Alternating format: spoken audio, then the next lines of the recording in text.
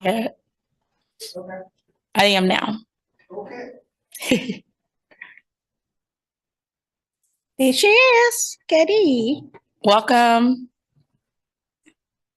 Good evening. I'm so sorry. I'm sick, so I thought I would stay at home behind my computer where everybody's safe. Sounds good to me.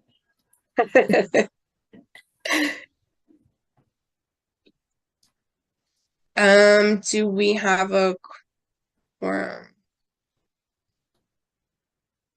Yes. Looks like we do. Yes. Okay, sorry. There's so many city cameras. I was losing track. Okay. I'd like to call the meeting to order at 6 o'clock. I will go ahead and get started. Kalina, do you want to read the rules of the meeting? I do. Thank you, Chairperson Barnett. Good evening, everyone. I just have a few housekeeping items for the Zoom meeting tonight. This meeting is being recorded and broadcasted on the city's YouTube channel and cable channel 25. Please remember to mute yourself during the meeting unless you are speaking. The chat function for the meeting is disabled. All chats will go directly to me. Unless you are participating during the meeting, please turn your video off. This allows the active meeting participants to be seen on screen. You will still be able to hear the meeting. When you're participating in the meeting, please turn your video on. If you're having any trouble, you can send me a chat. I do want to let you know the city reserves the right to mute people or turn individual videos off to minimize distractions during the meeting. And now I'll turn the meeting back over to Chairperson Burnett. This is Chairperson Barnett. The first agenda item is to approve our minutes from October 27th of 2022. Hopefully everyone has had an opportunity to review the minutes.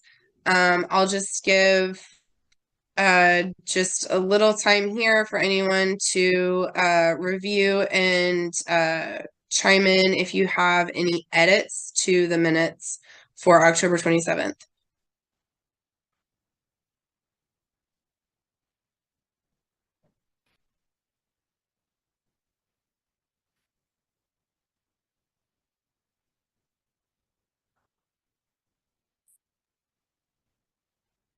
Does anyone have any comments or edits that they would like to add for the October 27th, 2022 minutes?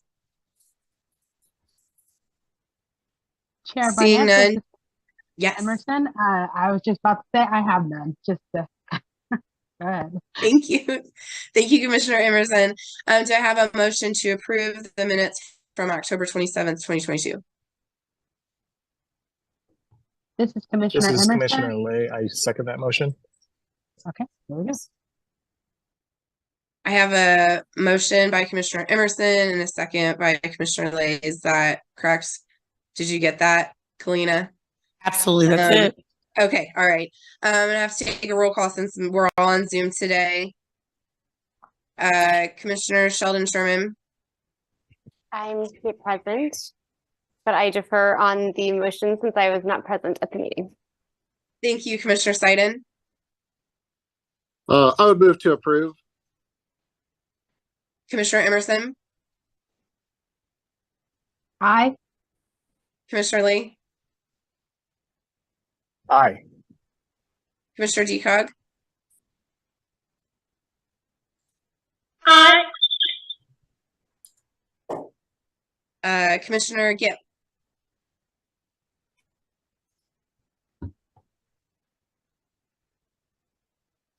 Commissioner Gipp.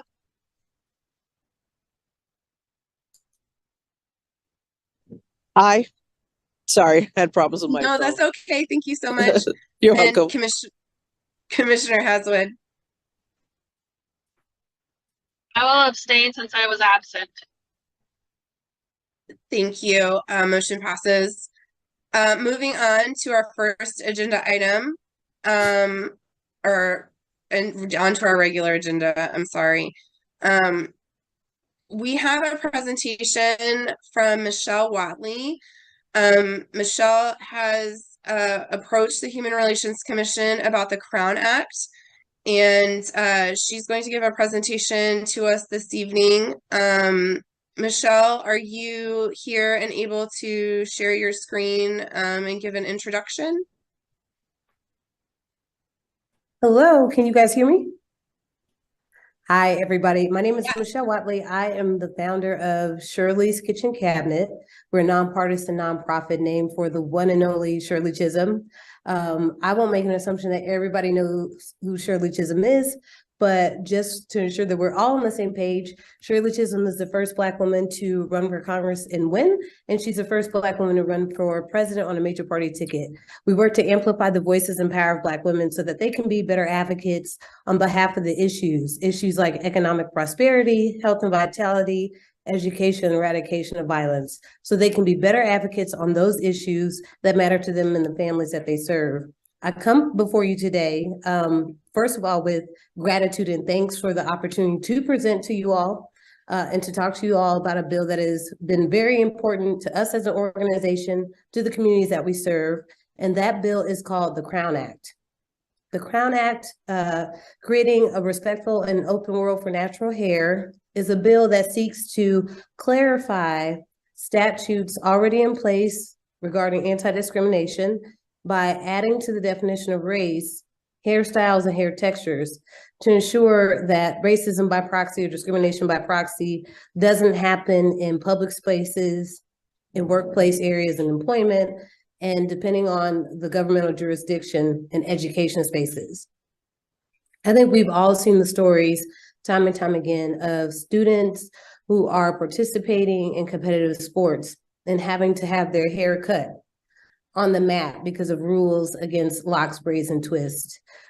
You've probably seen the stories of children as young as 5 and 6 being suspended from school for wearing braids. You've heard the stories of young people being denied employment because they wear locks. And these stories have taken place right here in Kansas and Missouri. What we're hoping to do with this bill by clarifying the definition of race is ensure that loopholes that may be leveraged by employers or other public institutions to discriminate against people because of their decision to wear their natural hair, that those loopholes are closed.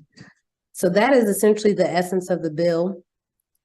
We also want to ensure that we expand opportunities for Black Kansans to enter the workforce and for employers and entrepreneurs to have a full access to the talent pool that we have here in Kansas, and that they're not turning away good workers because of arbitrary rules around grooming, such as not being able to wear locks, braids, and twists. I think as of late, it has become a major health concern also. The methods used by African-American men, women, and children to straighten their hair or adhere to these standards of grooming that are Eurocentric based include using chemical relaxers. Chemical relaxers are a product that is very dangerous if not applied correctly, and even when it is, you can experience health issues, including and not limited to chemical burns, alopecia, and all kinds of other issues with using these products. Recent research has also uncovered that Black women who use relaxers at a regular interval of 4 months out of the year experience increased risk with certain cancers, specifically certain types of breast cancers and uterine cancers, an increase of up to 80%. 80%, an 80% increase of risk of cancer, all to straighten your hair so that you can meet some absurd standard about professionalism or not being able to wear your natural hair. So when you look at the consequences that Black women are facing and Black people are facing in trying to adhere to these standards, and couple it with the economic impact that adhering to these standards creates. For instance, there's research that says that Black women spend 9 times more on straightening their hair than any other group of consumers. That amount ends up being $1 billion a year. $1 billion a year is being spent just to keep their hair straight. And that doesn't include the tools or some of the major products to adhere to these grooming standards. So in short, what we're hoping to do is to work with local municipalities like we did in Kansas City, Missouri, to again clarify anti-discrimination language that is already on the books to ensure that it provides full coverage and protections, not only for African Americans and Black people, but other communities of color who have the same experiences when trying to wear their natural hair or wearing their hair in culturally reflective styles and being punished, admonished, or suffering consequences for doing so. With that, I wanted to keep it brief to make sure that, I don't take up too much of the committee's time, but I'm happy to answer any questions or provide any additional information that you all may seek. This is Commissioner Barnett. Michelle, thank you so much for your presentation this evening. I want to open up and give space for comments and questions, statements. Commissioner Haswood. Thank you, Madam Chair. I just want to thank Michelle for coming to our meeting today. It's very important that we continue to support this type of legislation at all levels of government.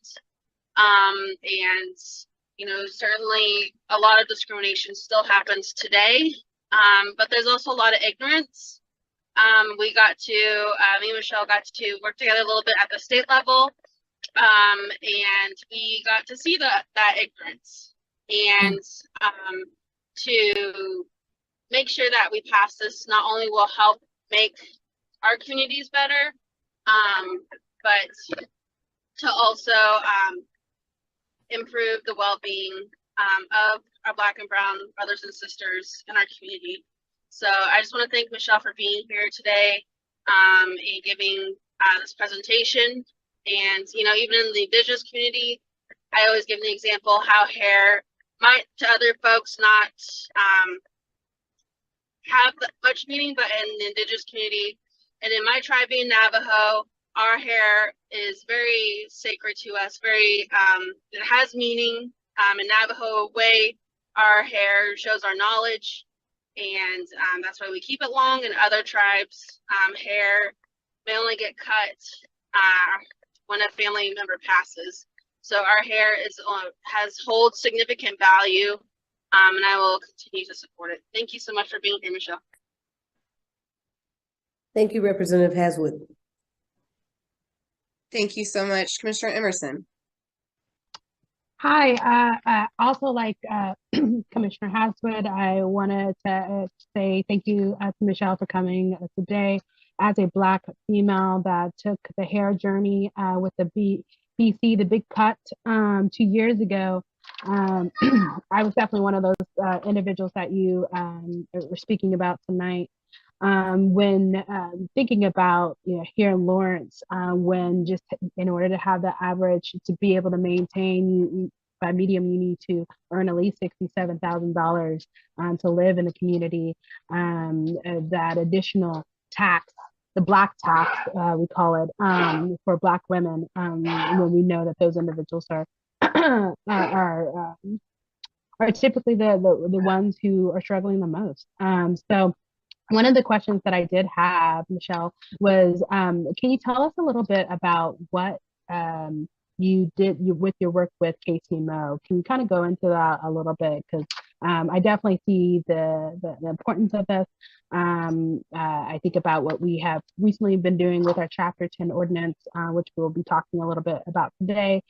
So I'm just wanting to understand the request a little bit more. Thank you. Thank you, Mrs. Emerson. And so in our work with the city of Kansas City, Missouri, we actually brought the bill to a couple of legislators who we thought would be willing to be champions and carry the water, so to speak, on the bill. And so our initial first steps was to get their buy-in to ensure that we could, for lack of a better term, whip the votes and that there'd be enough votes on the city council to get that passed by leveraging their insight and advice and advisement. We then worked with the city's attorneys to get the best sense of where the language would need to be changed in city codes, and what that language would need to look like to ensure that it covers all of the protected spaces that the Kansas City, Missouri Anti-Discrimination Act covers. And once we were able to, so as an organization, we worked directly with the attorney's office to make sure that that language was right. We have a connection to the original architect of the Crown Act, at the congressional level. And then so working with that professor and legal scholar, we made sure that the language was correct and that it was inserted in the right part of the charter to ensure, or codes to make sure that it would reach its intended purpose. We then worked to organize a coalition of groups to support the bill once it had been, or the resolution or legislation, once it had been introduced in a committee, one of the city committees. And so we did the work around gathering testimonies, providing testimony, speaking to the bill. We then worked, once it reached the full city council, to talk to council members to make sure we answered any questions or any issues that they might have had with the legislation. And long story short, it was passed. As an organization, we also did a lot of the outside work in garnering attention with the press and writing the talking points, doing the research, and some of the ancillary communications components. And so we were able, for instance, to hold a press conference about the introduction of the resolution or the legislation. We were also able to have a signing ceremony and generate press and awareness around that. At the time that we passed the bill, there was only one other municipality in the entire nation that had passed the bill. And so we made the city of Kansas City the second city in the nation to have the Crown Act.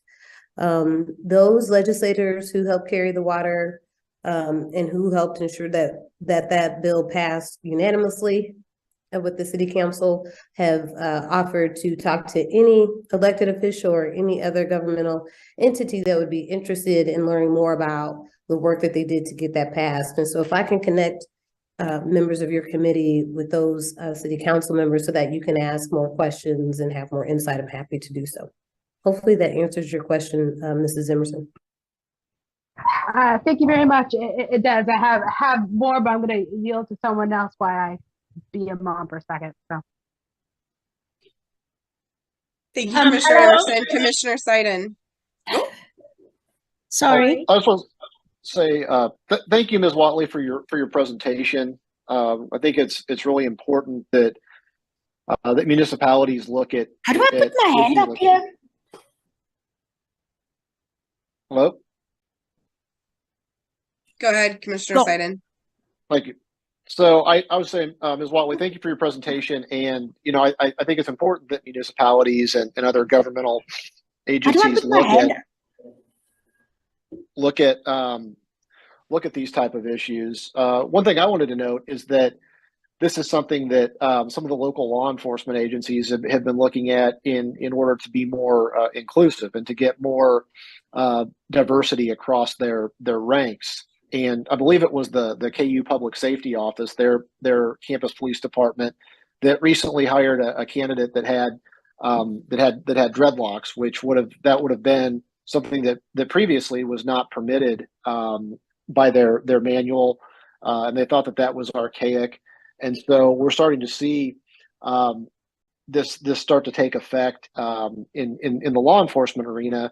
And I would encourage you to present give the same presentation to different law enforcement agencies too, because we're seeing a lot more effort to try and be more inclusive in that arena as well. So thank you for what you're doing and for what your organization is doing.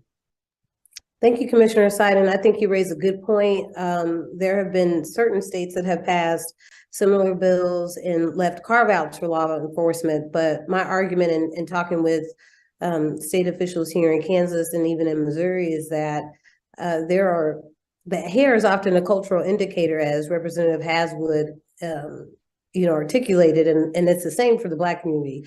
When I see a police officer, male or female, wearing braids versus one that's maybe wearing a Caesar low cut, it has two totally different implications for how we might communicate, or assumptions that come about simply by seeing the different hairstyles that an officer may have. And so we don't want to make it so that officers can't use every tool in their toolbox to connect and have points of relatability with their community. So we would be happy to explore opportunities to work with law enforcement to get similar policies either changed or advanced.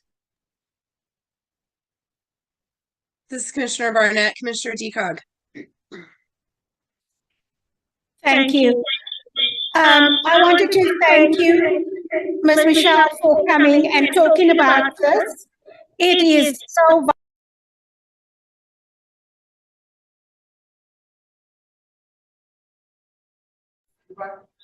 Can you hear me now? No. Yes. Sorry. It is so vitally important to address this and be accepted here in Kansas because, as a Black woman, I understand how important it is that,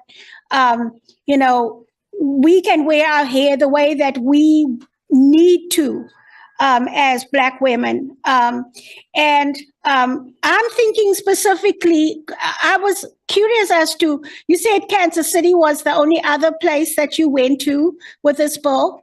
And I was curious about some of the other parts of Kansas, especially areas where you have lots of Black students that come here to study and that come to the universities here and that participate in sport activity, because those are areas that this bill should actually be going next, apart from here in Lawrence. Because I'm thinking of the university where I work at, which is where it would be very important for this bill to be heard and discussion to be taking place would be in Franklin County, Kansas, where Ottawa University is. So I'm just asking, is there anywhere else that you've gone other than here and Kansas City, here in Kansas? I would just want to know that. But I appreciate and I'm really happy that you actually brought this bill here for us to discuss and for us to pass because it's vitally important and necessary. Thank you so much, Commissioner. And you've asked a great question. You mentioned Ottawa University. That's where we saw an instance of a Black college student being kicked off the cheerleading squad, although she was the captain of the cheerleading squad and had led the team for quite some time, being kicked off because she insisted on wearing braids, which is a style that for most cheerleaders is a style that is a lot more easier to manage and allows her to protect her hair. And when you think about what happens in that situation, we now have a student who is excelling in our schools, leading and showing exemplary leadership, being forced to have to now find another school, lose whatever scholarship funding she's had. There's no telling of the time lapse or, transfer of courses, whether she experienced any issues with that. She's now in school in Florida. So we've lost a great student here in our state who could have been a contributing member, not only to our educational university system, but to the state overall. And so in doing the work to get this passed in Kansas City, that was in Kansas City, Missouri, and that was very early on once the bill had been introduced in a couple of other states, New York and California. At this point, there are over 40 municipalities who have passed Crown Act bills in over 20 states, with the most recent being Minnesota and Nebraska, Alaska, Tennessee, New Mexico, Nevada, and other states have passed the Crown Act. To your question about education, I think, and let me back up. In Kansas, we have approached Wyandotte County, the unified government of Wyandotte County, Topeka, Hutchinson, Wichita, and I'm blanking, and Lawrence. Those are the different municipalities that we have reached out to. And so we've worked to see if we can get the bill passed in different municipalities. And we're working at the state level now to ensure that the bill includes the education sector. We learned recently during testimony with one of the neutral testimonies being from the Kansas Human Rights Commission, we learned that the bill as it is written does not cover educational institutions. And so we're working to, and because in most states, education is governed by the state. If we wanted to ensure that schools were covered, we would have to make sure that we either make amendments to the current bill that we have in the House or Senate to ensure that education is covered, and or consider amending other bills where it makes sense. So I say all of that to say, and my understanding may not be 100% accurate, but I will make sure to follow up to get you that information, but it's my understanding that if we want to ensure that education is covered, it would have to be done at the state level because local municipalities don't have jurisdiction over educational institutions. This is Commissioner Barnett. Thank you so much, Michelle. I do have a question. You brought up the state bill. You have a House bill and a Senate bill. Is that correct? Pending in Kansas right now? Yes.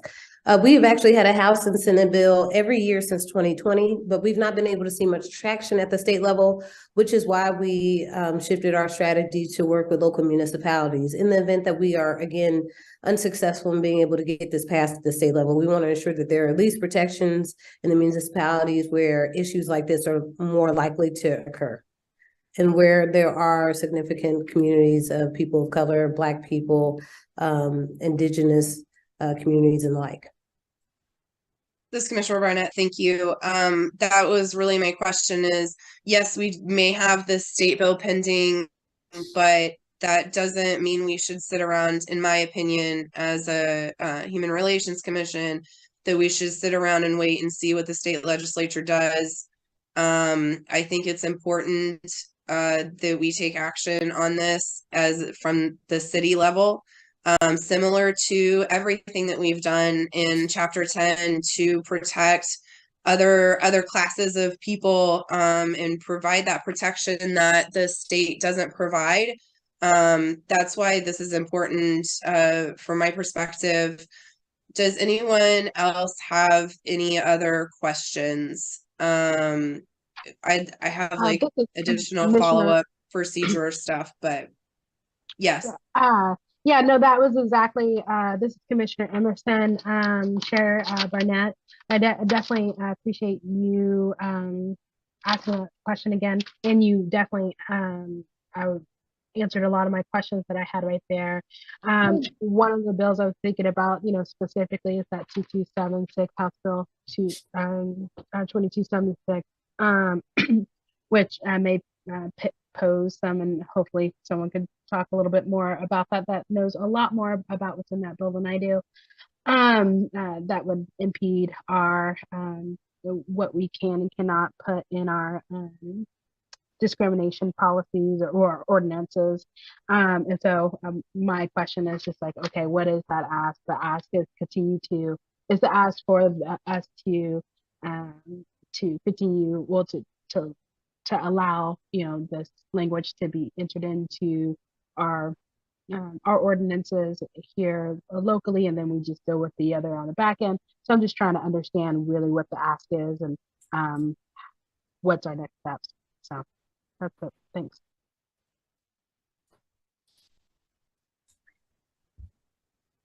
This is Commissioner Barnett. So I think, as I understand it, the question is what are our next steps? Well, as I understand it, it would be for the Human Relations Commission to consider adding the language that Michelle proposes to race as our definition of race. I don't actually know what our definition of race is. I should check that out, but we would add your proposed language to that definition in Chapter 10. So we would not be adding a new protected class. We would not be like we just did with source of income, immigration status, and domestic violence survivor status. But I think that Michelle, does that accurately state what the ask is? Yes, that would be the ask, that you all consider, whether it be through recommendation or resolution, amend the definition of race in your Chapter 10 statutes to include characteristics such as hairstyles, including locks, braids, and twists. It's my understanding that House Bill 2376, the section about essentially amending local discriminatory statutes, had been removed from that bill. Commissioner Barnett, that's correct. Okay. So I would imagine that would no longer be an obstacle to moving this forward. But again, I'm happy to do the research on that and work with folks to ensure that you all are running afoul or in contradiction to state statutes. But essentially, yes, that is the ask, Commissioner Emerson and Chair Barnett, that you seek to amend the definition of race to include hairstyles such as locks, braids, and twists, and hair textures. This is Commissioner Emerson. I definitely appreciate that. Yeah, it's just fast moving like most sessions, and so it's already changed again. So that's good. Thank you.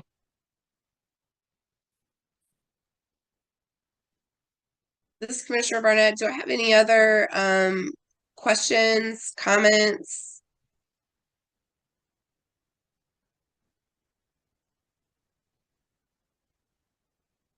As I see it, and if history would inform our motion, it would be to request that the City Commission consider the language that Michele proposes. I don't know if this commission would like to see the language first before we recommend it out. Do I have any discussion on that? This is Commissioner Emerson. I do think that it would be in best practice to make sure that we are at least reviewing it. I could tell you I am ready to make a motion, but I do think it's good practice to see the language. This is Commissioner Lay. I agree with the sentiments by Commissioner Emerson. I am very, very supportive. I love that this is being brought forward by Michele. So thank you so much for bringing this in front of us today. But would love to see that language and make sure we're crossing our T's and dotting our I's to make sure that that is exactly written the way that Michele and what we'd like to see that in terms of the language itself. But very supportive of this work. Thank you.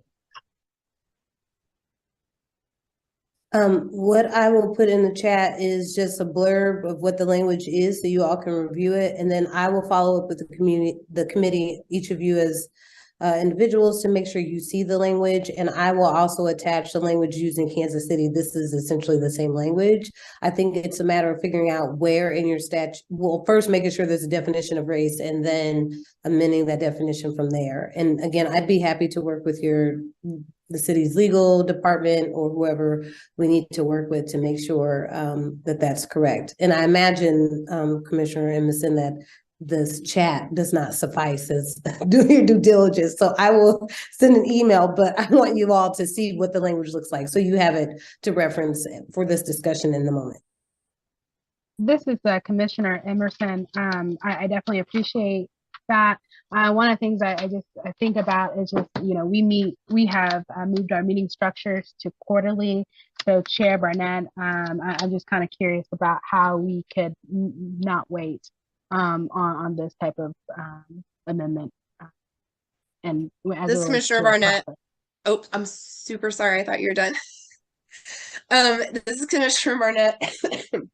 I absolutely agree. Do remember that I can call a special meeting. So Chapter 10 subcommittee can review the language. The language can be distributed to the entire commission, Human Relations Commission, for review in advance of a special meeting. I can call a special meeting for a vote, or review, discussion, and a vote. And then the procedure would be to then advance that recommendation to the City Commission. Obviously, it's up to the City Commission as to whether or not they take up the issue. I know Michele has presented to the City Commission already. They're aware of this issue, and they are also aware that the Human Relations Commission is considering it. And then we can see where the City Commission takes it. Michele, that's where you would do what you did in Kansas City and where you've done elsewhere across the country. I know you are everywhere with this. You are a subject matter expert. We are so lucky to have you here this evening. And then you would work with the City Attorney's Office, City Commission, if they decide to take it up and advance the issue.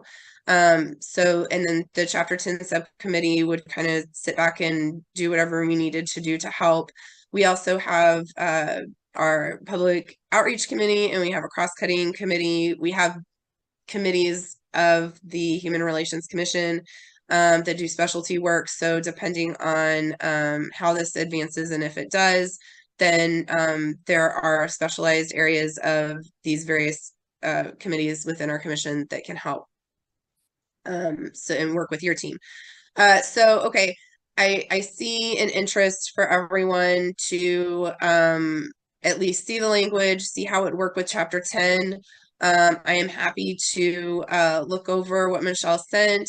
Commissioner Emerson, Commissioner Seiden are on the Chapter 10 subcommittee with me.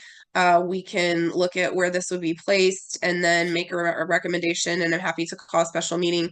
Are there any other comments or questions? Does that procedure sound good to everyone? If you object or don't think that's a good idea, please speak now. This is Commissioner Emerson. I definitely I think being able, as on Chapter 10 subcommittee, be able to review this, but I also think it is really good for the entire Human Relations Commission to have an opportunity to review and possibly provide feedback. Now, one would say that we could potentially have an opportunity we would defer to Chapter 10 ordinance as you had directed, or the director suggested, sorry, that's the word I'm looking for, but also open up that opportunities that if our other subcommittees want to meet and review, that they could, and then when we come back at that special meeting, we could just have that larger discussion. So it's like more of a dialogue if there's any concerns. It's a longer process, but I did want to at least throw it out there to see if I just wasn't sure. So, thanks.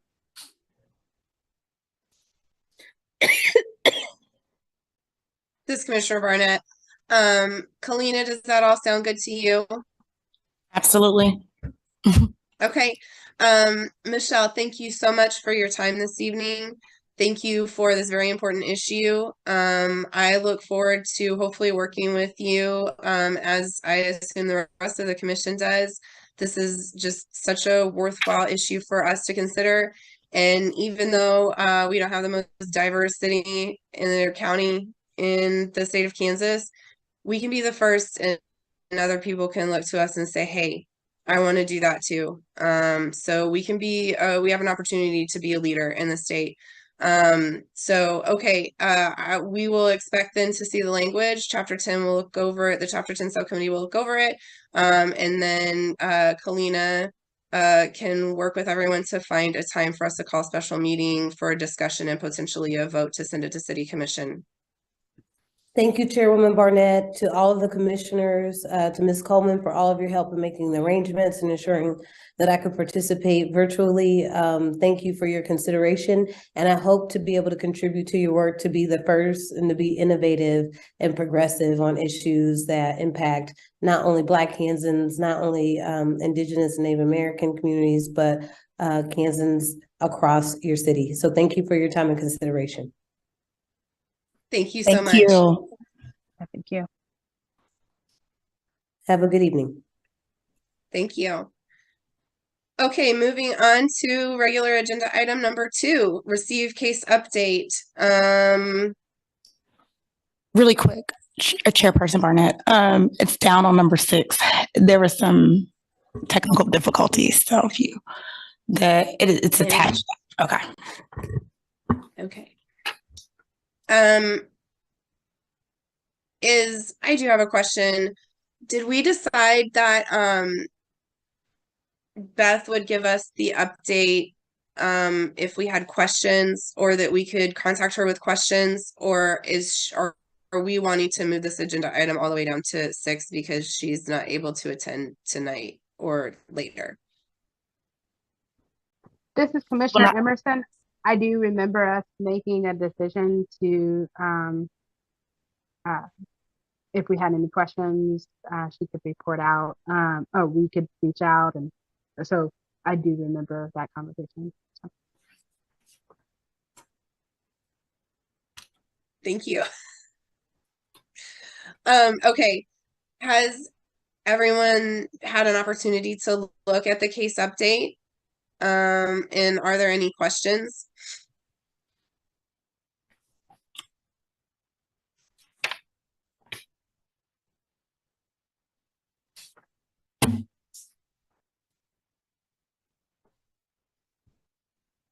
Okay, seeing no questions, we can move on to agenda item number 3. Senate Bill 77 and approving letter of support. I didn't see Senate Bill 77 attached. Kalina, can I share my screen? Oh, no, I cannot.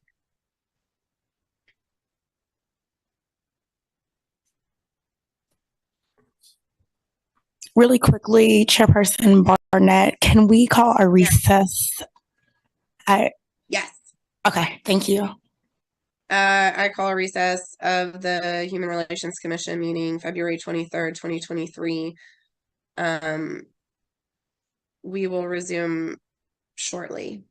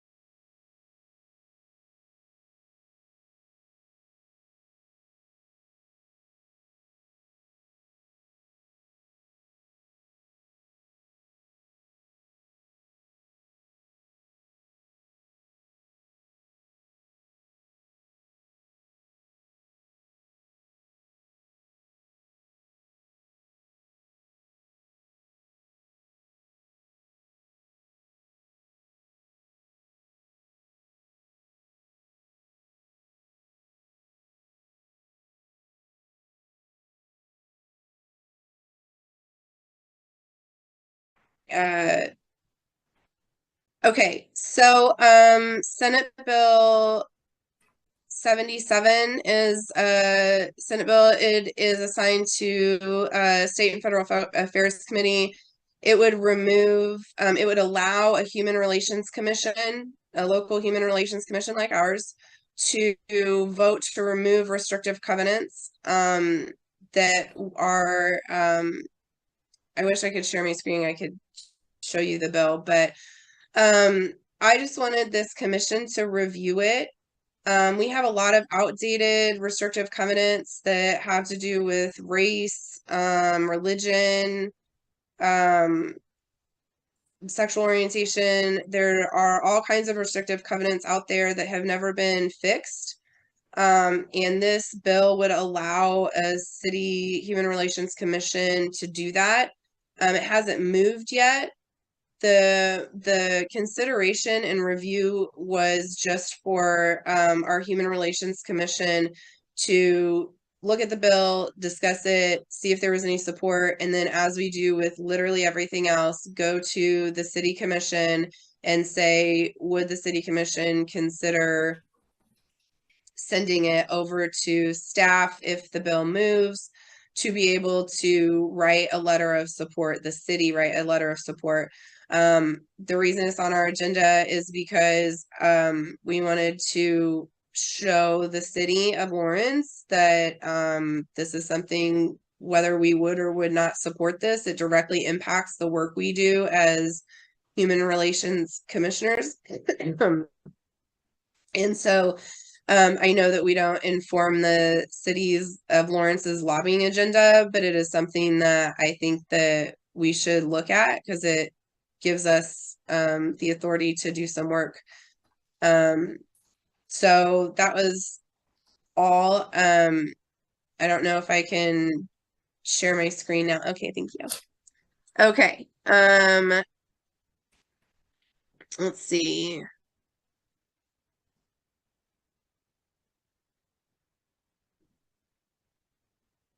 1 second, sorry.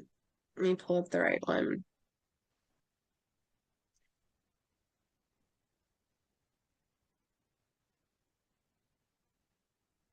Okay,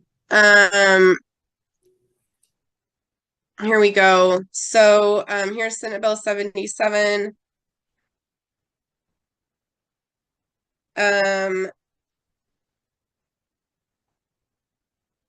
Just authorizing a resolution to correct or remove a restrictive covenant that violates the state statute on discrimination.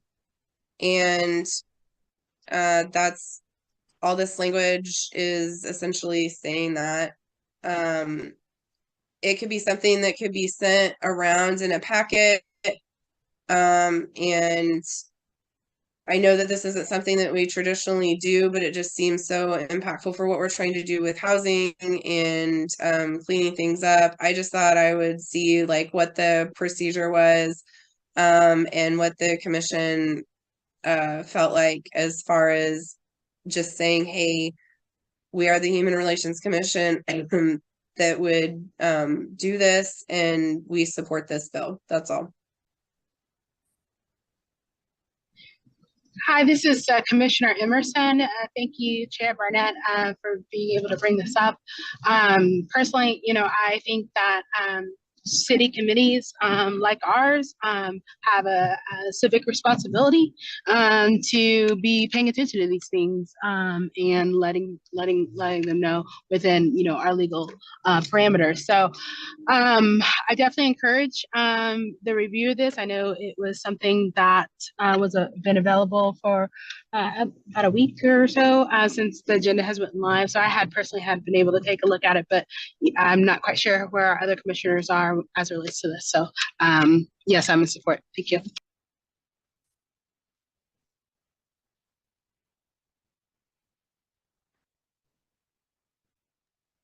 This Commissioner Barnett, any other comments or discussion? I know that this would is just simply saying we support this. If it does get called for a hearing, there are so many steps and procedures that need to happen for this to get called first to a hearing and then for them to work the bill and everything. But we don't have the ability to say if this bill gets worked for us, we don't have the ability to say, hey, let's write a letter of support real quick. We can't do that. We have to request the city write. The city commission instructs staff to write a letter of support for the city commission to approve. And so perhaps this isn't even practical, but I just wanted to bring it up and see if there was any discussion on this.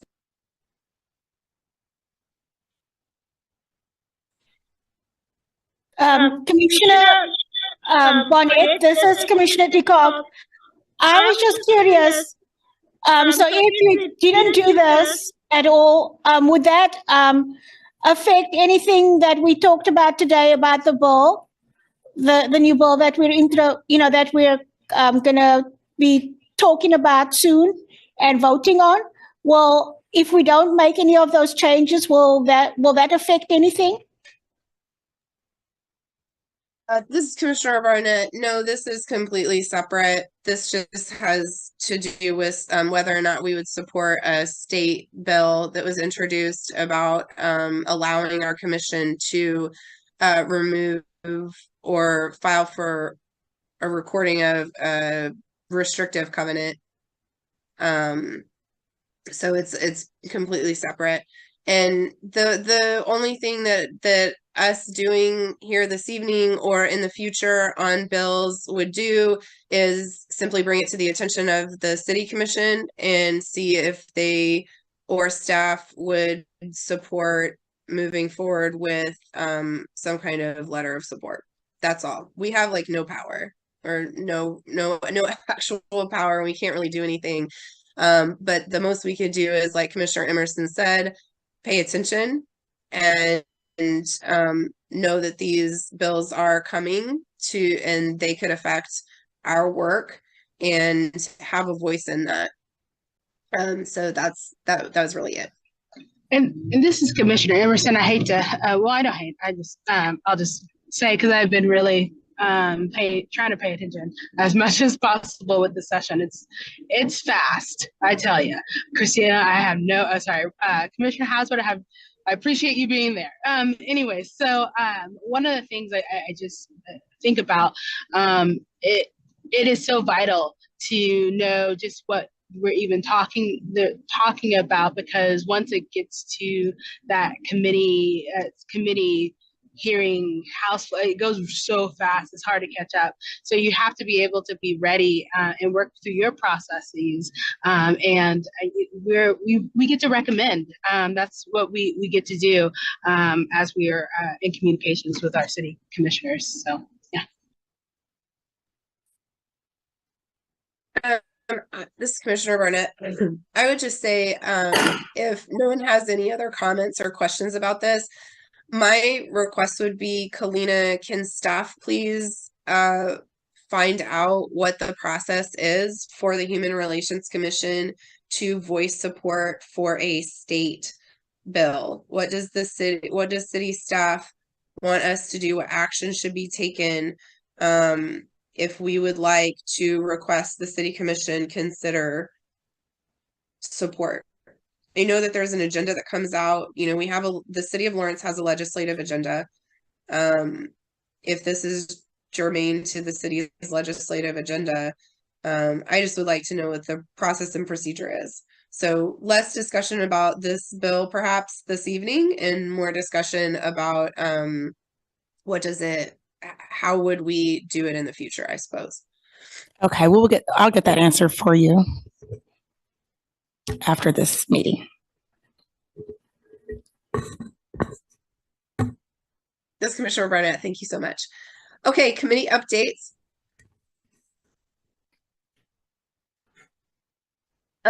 I'll give the chapter 10 update. Commissioner Seiden and Commissioner Emerson worked so hard with me along with the other housing group and groups for chapter 10. I don't know if you all have been paying attention, but the ordinance that was sent to City Commission was worked and modified pretty significantly. But we did get to add to our protected classes in the city of Lawrence: source of income, domestic violence survivor, and immigration status. So the Human Relations Commission chapter 10 draft that was sent, we got those added to chapter 10. The city commission voted on that last Tuesday, Valentine's Day. So congratulations to Human Relations Commission. Big step for the city of Lawrence. The effective date is June of 2023.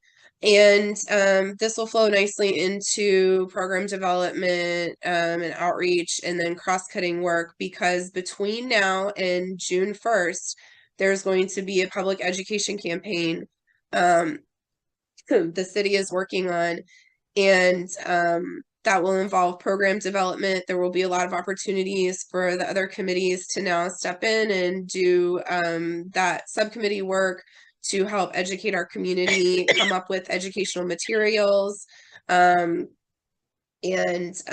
just a lot of opportunities. So I'm excited to report that. We do need to address, still, there was no, the city commission had a huge task, and so did the legal department, of working on the housing section. And I think that the other language changes that we had were just, it just was so comprehensive and robust. Like, we really had to focus on just the housing portion.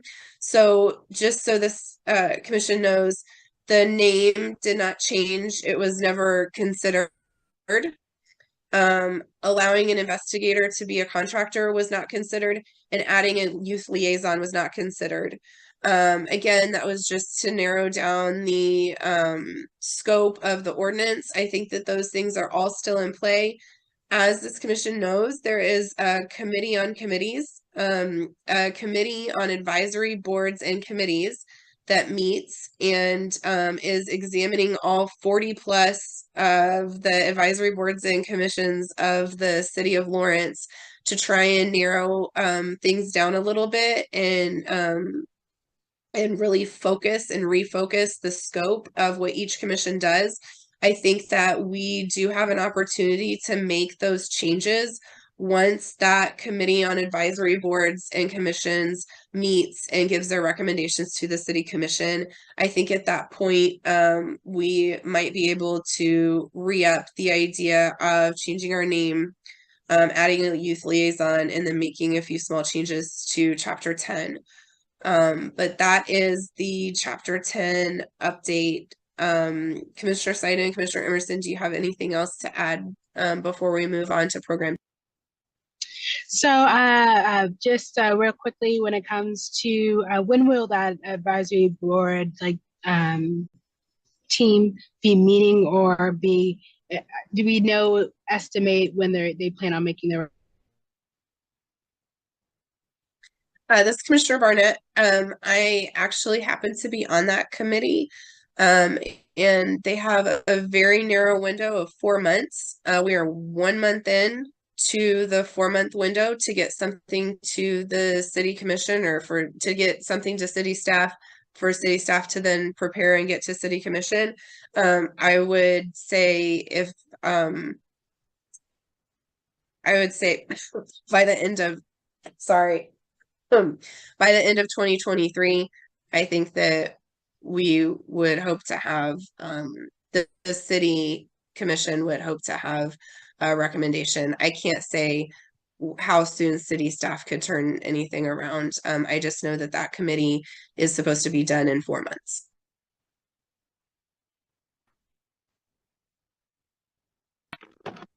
Thank you. I was just, this is Commissioner Emerson.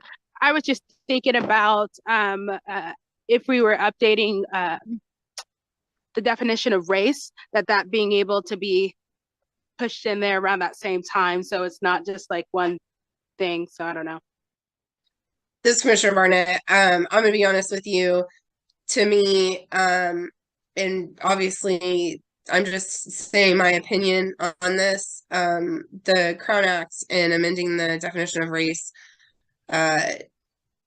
should certainly happen before that. I know that no one wants to piecemeal a chapter of our city code month after month, and of course that would entirely be up to the legal department and the city commission's wishes.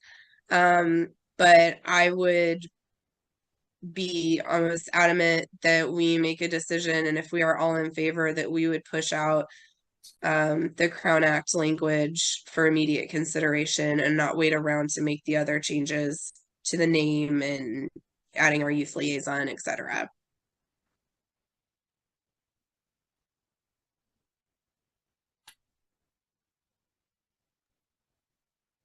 Just my opinion. Any other comments on chapter 10 before we move on? Okay, moving on to program development.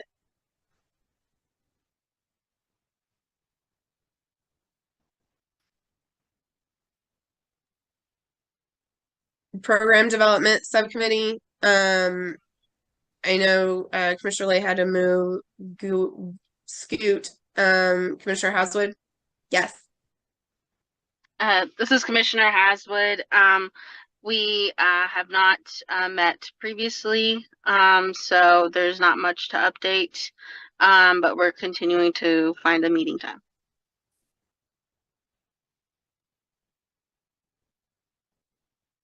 This Commissioner Barnett, thank you so much. Cross-cutting work subcommittee.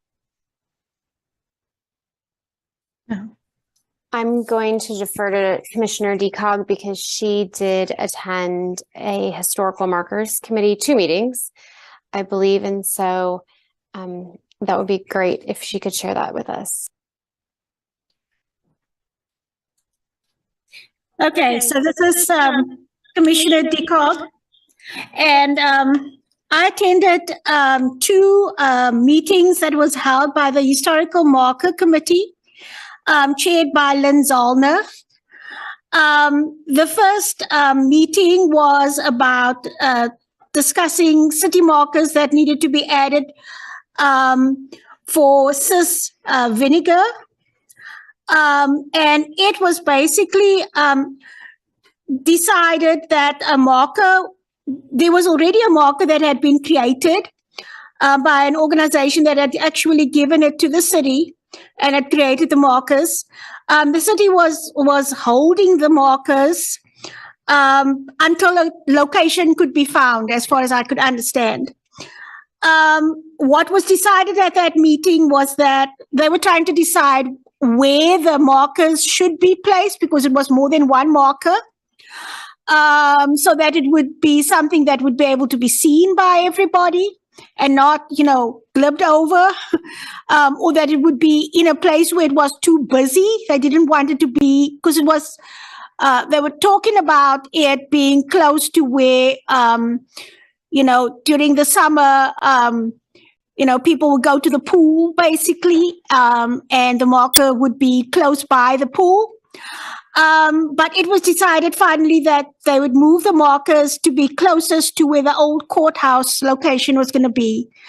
And so I guess that was what was decided. Was there anything else, Kalina? Because Kalina was also part of that meeting. Is there anything you wanted to add? No, I think you got it. Just that they wanted to kind of like have it historically relate to, the history of it. So not just selecting a location just because it seemed like it'd get, people to come visit, but trying to actually have it relate. And so that was a pretty big deal about that. So I think that was why that decision ended up being made. Yeah, it was all about basically trying to make sure that it was closest to where, all the events had happened.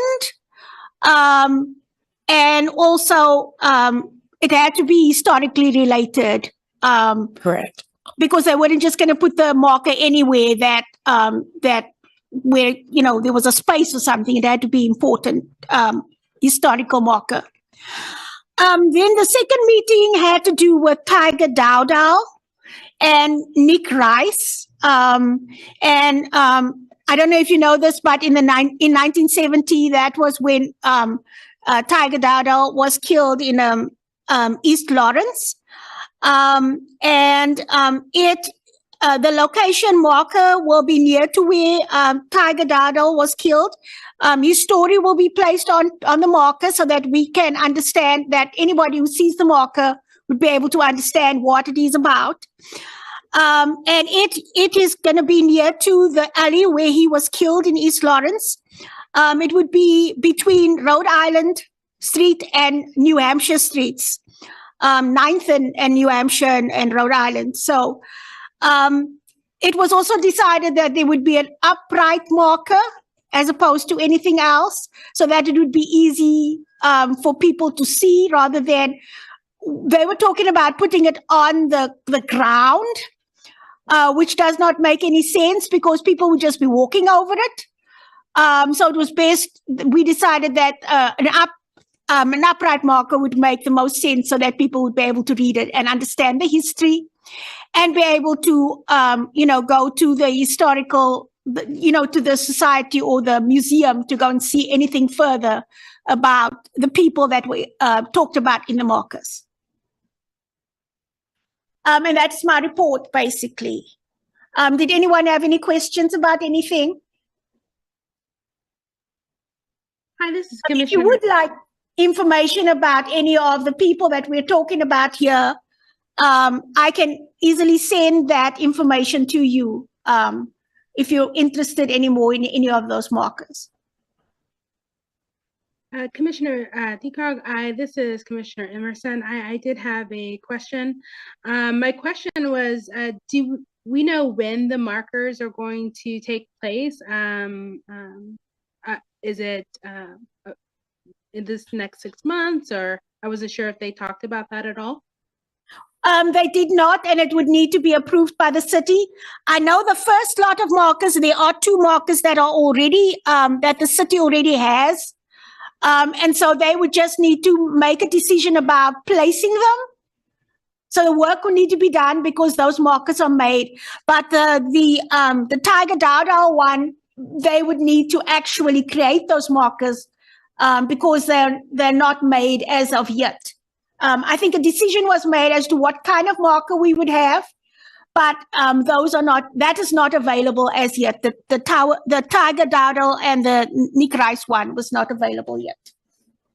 So it will be up to the city to decide and make a decision about those markers because money would need to be spent. I believe that there was questions about whether our committee had some money in the budget for the Tiger Dowdle. Because the other one had already been made. This is Commissioner Emerson. That's a good question. Do we? I thought I had heard that we did, but Commissioner Barnett, I don't know if we still have that budget, because I do remember seeing some money that was in there at the very beginning when I started. This is Commissioner Barnett. I would need to defer to Kalina and staff to let us know what our budget is, if we have anything specifically reserved or if we have restricted funds, and what we have available. Has anyone formally requested human relations funds be spent on this? Not that I know of, but I think in the past, Commissioner, there was money that was being used for this purpose, for the markers. And so that's why Lynn Zollner was supposed to contact you to find out more information. I'm hoping she'll be able to contact you and then connect with Kalina on that. This is Commissioner Barnett. That sounds good. Thank you. And Kalina, you'll help us understand what we have available. Yes, this is Kalina speaking. Yes, I will get that all worked out. Thank you.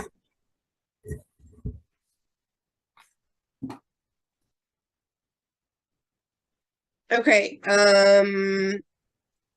we are at the end of our agenda for this evening. Commission items. Do any commissioners have or discuss?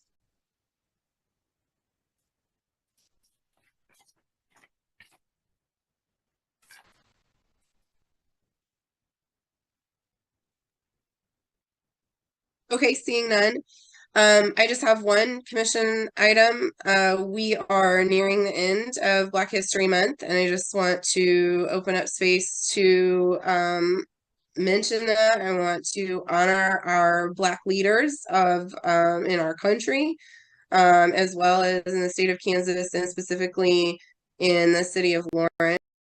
And having Michele Watley's presentation this evening toward the end of Black History Month, we have a duty to protect our Black community members. We have a statement. We all universally agreed and posted Black Lives Matter. I think that everything Michele presented this evening is in conjunction with that. And I'm excited to see if we can advance this issue, but just keeping in mind that we are still in Black History Month, and that is germane to the work that we do with the Human Relations Commission every day. That's all I have. If no other commissioners have anything, I will open it up for public comment. Kalina, do we have anyone there for public comment in person? This is Kalina speaking. No, we do not.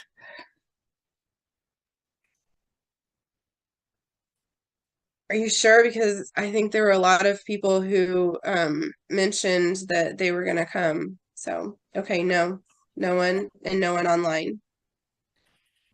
We are all good to go. Wanted to be sure. All right. If there are no other items, do I have Kalina, I'm sorry, real quick. When is our next meeting? Let me get that and pull that up for you.